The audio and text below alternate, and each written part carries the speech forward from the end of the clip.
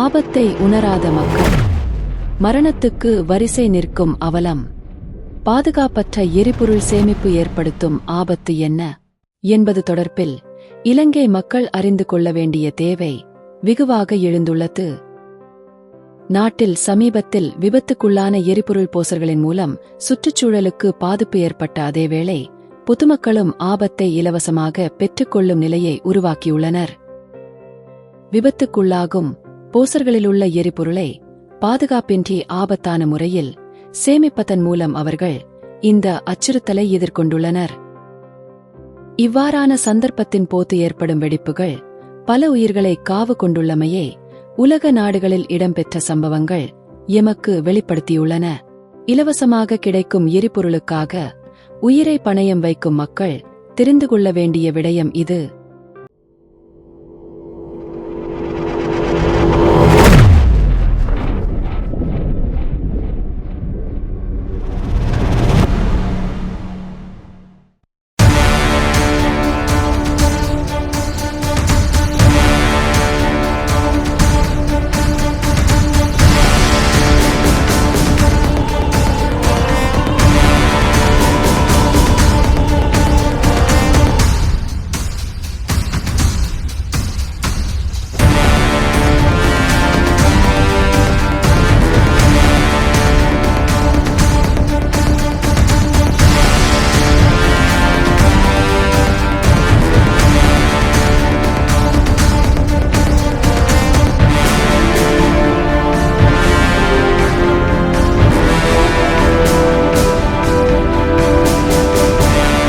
நாம் பார்க்கும் இந்த சம்பவங்கள் விபத்துக்குள்ளான எரிபொருள் போசரிலிருந்து எரிபொருளை பெற்றுக்கொள்ள முயற்சித்த மக்களுக்கு ஏற்பட்ட விபரீத நிலையையும் எரிபொருள் போசர் விபத்துக்குள்ளானால் ஏற்படும் விபரீத விளைவுகளையும் எடுத்துக்காட்டுகிறது.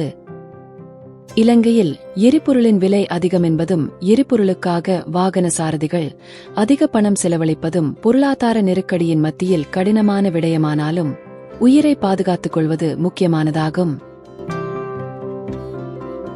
அண்மையில் நுவரெலியா ஹட்டன் பிரதான வீதியில் நானோயா கிளாரண்டன் பகுதியில் பயணித்த போசர் ஒன்று தடம் புரண்டு விபத்துக்குள்ளாகிய போது அதிலிருந்து எரிபொருளை பெற்றுக்கொள்வதற்கு மக்கள் காட்டிய ஆர்வம் இந்த பிரச்சினைகள் தொடர்பில் நம்மை பேச வைக்கிறது.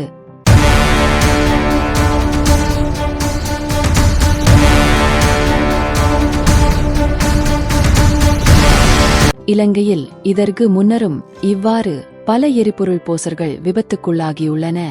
அவ்வாறான சந்தர்ப்பங்களிலும் பொதுமக்கள் எரிபொருளை சேமித்துக் கொள்வதில் மாத்திரம் அதிகம் கவனம் செலுத்தியதையும் அவதானிக்க முடிகின்றது.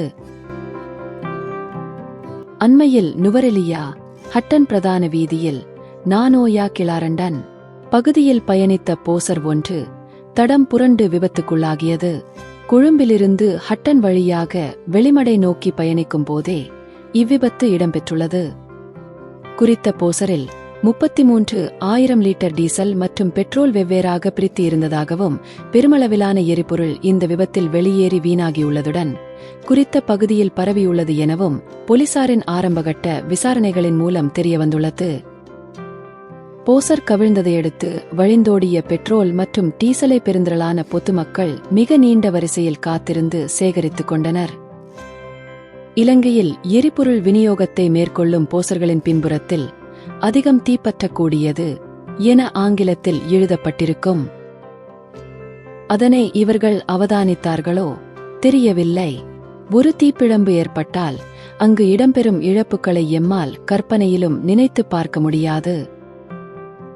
மறுபுறம் நானோயா போலீஸ் பிரிவுக்குட்பட்ட கிரிமிட்டிய, சமர்செட், நானோயா ஆகிய கிராம சேவகர் பிரிவுகளில் கீழ் இயங்கும் தம்பகஸ்தலாவ, கிளாரண்டன் கீழ் பிரிவு, சமர்செட் லேண்டெல், கிரிமிட்டி கீழ் பிரிவு போன்ற தோட்டங்களில் எரிபொருள் கசிவு கலப்பால் குடிநீரை பயன்படுத்த முடியாமல் பாரிய அசௌகரியங்களை மக்கள் எதிர்கொண்டிருந்தனர். இலங்கை பெட்ரோலிய கூட்டுத்தாபனத்தின் அதிகாரிகள் சம்பவ இடத்திற்கு வருகை தந்து மேலும் கசிவை தடுக்க எஞ்சிய எரிபொருளை மற்றைய போசர்களுக்கு மாற்றுவதற்கான நடவடிக்கைகளில் ஈடுபட்டனர். எவ்வாறாயினும் 20,000 லிட்டர் எரிபொருள் மாத்திரம் எஞ்சியதாகவும் ஏனையவை கசிவு ஏற்பட்டதன் மூலம் பொதுமக்கள் சேகரித்துக் கொண்டதாகவும் மீதமானவை நீருடன் கலந்துள்ளதாகவும் இலங்கை பெட்ரோலிய கூட்டுத்தாபனத்தின் அதிகாரிகள் தெரிவித்தனர். எனவே அதிகம் தீப்பற்றக்கூடிய எரிபொருளை பொதுமக்கள் சேகரித்து வீடுகளிலோ அல்லது கடைகள் உள்ளிட்ட வேறு இடங்களிலோ சேமித்து வைப்பதால் ஏற்படும் பாதிப்புகளை அவர்கள் அறிந்திருக்கவில்லையா? இதேவேளை நாட்டில் நிலவிய பொருளாதார நெருக்கடியின் போது ஏற்பட்ட எரிபொருள் பற்றாக்குறையை நிவர்த்தி செய்வதற்கு பலர் தங்களுடைய வீடுகளில் எரிபொருளை சேமித்து வைத்திருந்தனர். இது பல ஆபத்துக்களை உருவாக்கியிருந்தது. 2022ஆம் ஆண்டு திருகோணமலை அன்புவழிபுரத்தில் இடம்பெற்ற தீ விபத்தில் 47 வயதான பெண் ஒருவர் உயிரிழந்துள்ளார். வீட்டின் சுவாமி அறையில் காலையில் விளக்கேற்றிவிட்டு வீசிய தீக்குச்சியின் தீ மூலமாக சேமித்து வைக்கப்பட்டிருந்த பெட்ரோல் கொள்கலனில் தீ ஏற்பட்டதனாலேயே இந்த தீ விபத்து ஏற்பட்டதாக தெரிவிக்கப்பட்டது.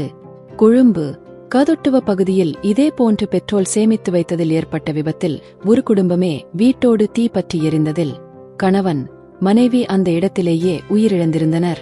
அத்துடன் வைத்தியசாலையில் சிகிச்சை பெற்ற 9 வயது மகளும் உயிரிழந்திருந்தார். அந்நாட்களில் பெட்ரோல் போன்ற எரிபொருளினால் ஏற்பட்ட தீச்சம்பவங்களினால் கொழும்பு தேசிய வைத்தியசாலையில் 2 நாட்களுக்கு ஒருவர் உயிரிழந்திருந்ததுடன் நாளாந்தம் 4 முதல் 6 வரையான தீ விபத்துக்கள் பதிவாகியிருந்தன. இலங்கையில் பெட்ரோல் சேமிப்பு தொடர்பாக குறிப்பிட்ட சட்டங்கள் மற்றும் ஒழுங்குமுறைகள் உள்ளன. பெட்ரோலியம் கட்டளை சட்டம் மற்றும் பெட்ரோலிய பொருட்கள் வழங்கல் மற்றும் கட்டுப்பாட்டு சட்டம் ஆகியவை முக்கியமானவை. இந்த சட்டங்களின்படி ஒரு குறிப்பிட்ட அளவிற்கு மேல் பெட்ரோலை சேமித்து வைக்க உரிமம் பெற வேண்டியிருக்கலாம். மேலும் பாதுகாப்பான சேமிப்புக்கான வழிமுறைகள் மற்றும் நிபந்தனைகள் குறிப்பிடப்பட்டிருக்கலாம். எனவே இந்த ஆபத்துக்களை அறியாமல் எரிபொருளை சேமித்து வைத்திருப்பது ஆபத்தானது என்பதை கவனத்தில் கொள்ளுதல் வேண்டும். எரிபொருளை, குறிப்பாக பெட்ரோல் போன்றவற்றை வீட்டில் சேமித்து வைத்திருப்பது மிகவும் ஆபத்தானது. கவனக்குறைவாக இருந்தால் அல்லது சரியான பாதுகாப்பு முறைகளை பின்பற்றாவிட்டால் அது பாரிய விபத்துக்களை ஏற்படுத்தக்கூடும். அந்த வகையில் எரிபொருள் சேமிப்பின் ஆபத்துகளாக பின்வருவனவற்றை எம்மால் அவதானிக்க முடியும்.